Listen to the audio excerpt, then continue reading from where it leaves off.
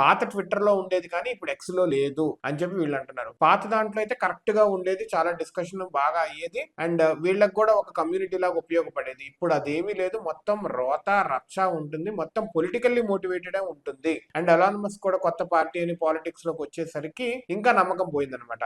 Blue sky లో చూస్తే కనుక ఇప్పుడు చాలా మంది ఉన్నారు, సైంటిస్ట్స్ చాలా మంది ఉన్నారని చెప్తున్నారు. అండ్ ఆ ఎకో సిస్టమ్ అనేది అక్కడ బిల్డ్ అవుతుంది అండ్ అక్కడ డిస్కషన్ కూడా చాలా ప్రొడక్టివ్ గా ఉంటుంది అంటున్నారు. బ్లూ స్కై లో నవంబర్ 2024 కి 39,030 ఇన్ఫ్లుయెన్షియల్ సైంటిస్ట్స్ మూవ్ అయ్యారంట, which is 75% increase from previous measurements one compared the. Blue Sky following అనేది 63% పెరిగింది 2025 లో.